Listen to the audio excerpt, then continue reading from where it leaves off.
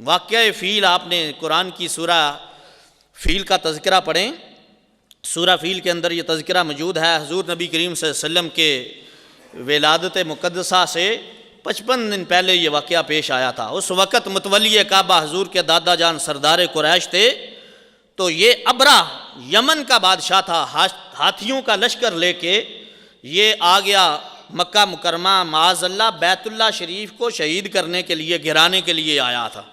ہوا کیا تھا کہ اس نے ایک بہت بڑا چرچ یمن میں تیار کیا تھا، اور بہت بڑا چرچ بنا کے کہنے لگا میں کعبۃ اللہ کے لوگ جو وہاں حج کرنے جاتے ہیں یہ اس کے مقابلے میں چرچ بنایا ہے، تو لوگ اب حج کرنے نہیں جائیں گے، یہاں چرچ میں آ کے عبادت کریں گے۔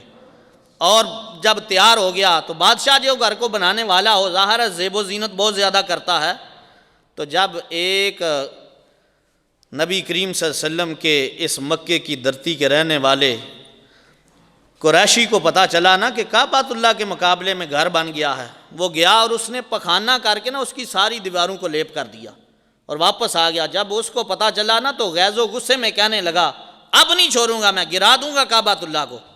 لشکر لے کے آ گیا، آ کے اس نے پڑاؤ کیا ایک سائیڈ پہ، اور اس کا جو دستہ اول تھا نا وہ گیا اور جا کے لوٹ کھسوٹ شروع کی، اور سردار قریش حضرت عبد المطلب کے اونٹ بھی آنکھ کے لے گئے۔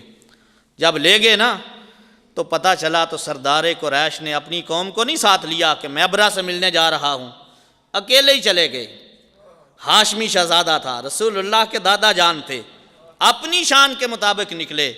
جب نکلے اکیلے ہی گئے، وجاہت اتنی تھی، امامہ اتنا سونا لگتا تھا، چہرے پہ نور محمد چمک رہا تھا۔ جا کے کہا، جب گئے نا تو تاریخ لکھتی ہے اور اس میں کسی کو اختلاف نہیں ہے، ابرہ نے جب دیکھا نا تو مرعوب ہو گیا، خود اپنی زبان سے بیان کرتا ہے ابرہ، میں مرعوب ہو گیا جب سردار قریش آئے، عبد المطلب آئے نا تو ڈر گیا۔ یہ آدمی جس کی پیشانی اتنی حسین ہے، جس کا چہرہ اتنا حسین ہے، وجود اتنا قد و قامت میں سونا لگتا ہے، پتہ نہیں یہ میرے ساتھ کیا کرے گا۔ اس نے اپنا تخت چھوڑ دیا اور کہنے لگا سردار قریش آپ یہاں بیٹھیں، محبت سے کہہ دیں۔ ابرہ کے تخت پہ میرے نبی کے دادا بیٹھ گئے۔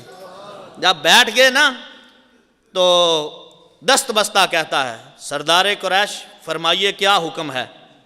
آپ نے فرمایا میرے اونٹ واپس کر، محبت سے ذرا اونٹ واپس کر۔ کہنے لگا میری نظروں میں آپ کا وقار کم ہو گیا ہے، میں تو سوچ رہا تھا آپ کو منت سماجت کریں گے یا مجھے حکم کریں گے کہ تو کعبۃ اللہ نہ گرانا، تو آپ کو تو اپنے اونٹوں کی پڑی ہوئی ہے۔ ہائے ہائے ہائے، تو آپ نے جو جواب دیا آپ کے ایمان کو ٹھنڈ پڑ جائے گی، آپ کو پتہ چلے گا حضور کے دادا جان کتنے بڑے موحد تھے، کتنے توحید والے تھے۔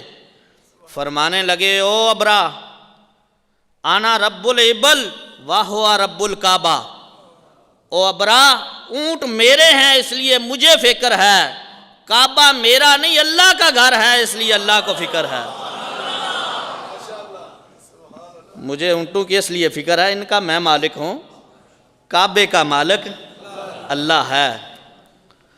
حالی نے بڑے سونے پراہے میں اس شعر کو بند کیا ہے، پوری نظم لکھی ہے اس معاملے میں۔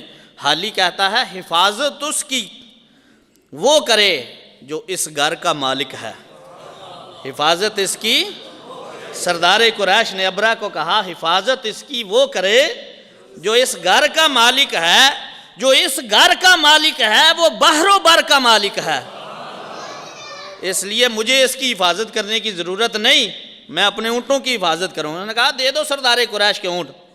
بس سردار قریش کے اونٹ جو ہیں آپ نے اونٹ ہانکے اور واپس لے آئے۔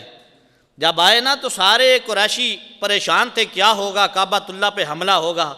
آپ نے فرمایا او قریشیوں پریشان نہیں ہونا، آؤ میں رب سے کہتا ہوں وہ اپنا گھر بچا لے گا۔